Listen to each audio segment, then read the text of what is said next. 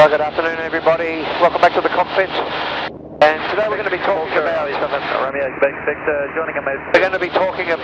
stability and how stability works. You notice we've been set up here. We're at 2300 RPM. The ball is in the middle. My feet are off the rudder pedals. I'm not sure if you can see the rudder pedals, depending on the camera angle. And there is a little bit of thermal activity around.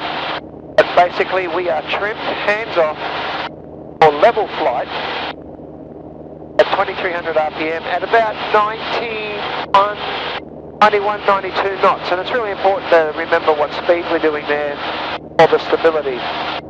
Because as we're learning, the stability of the aeroplane and the trim operates on three components. One is the RPM that we set, one is the airspeed that we set the trim at, and one is the attitude we set the trim at to get the result of the level flight.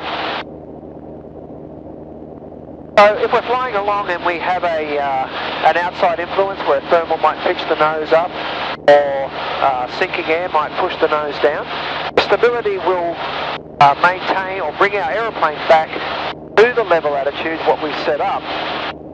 The dynamic stability will bring the aeroplane back to where it's supposed to be over a period of time.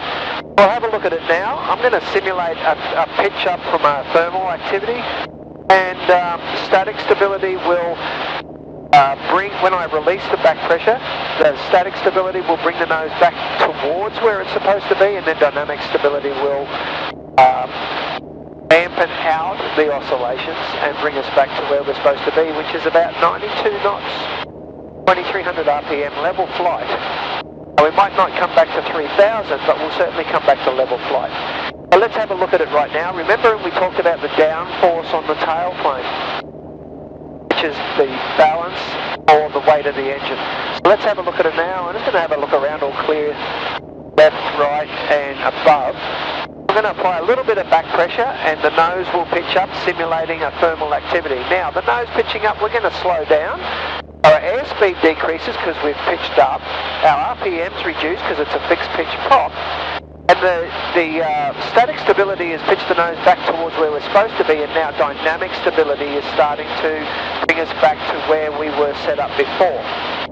Now, it's really important to note that the trim is also like a little bit of a speed control like in your car. And remember we were set at 92 knots, so let's have a look at what's happening here.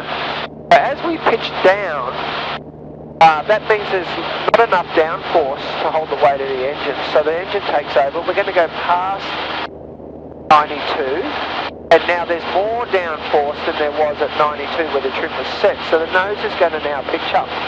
It's going to continue to pitch up till we get to 92, there it is, and then the pitch up has stopped. But because we're still pitched up from the level attitude, we slow down, which means there's less downforce. So the nose will pitch back down, we'll get to 92 and you'll see stop there, the nose stops pitching down. But we're not in the level attitude, so we continue to speed up. So we get an increase in the downforce which pitches our nose up. And we're going to come back to the 92 and you'll note that the oscillations were getting less and less and less each time.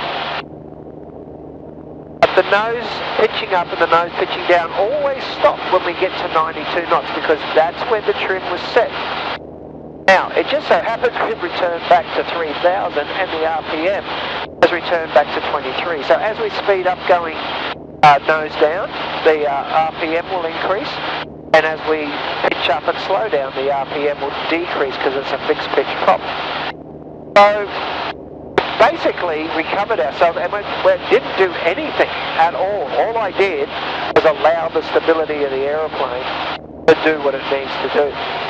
So we'll be talking more about that a little bit later on, and we'll look at each of the three parts and look how changing any one of the three parts will make the trim ineffective. Alright, thanks for watching and continue on with the lessons. I'm glad you subscribed and look forward to teaching you some more things.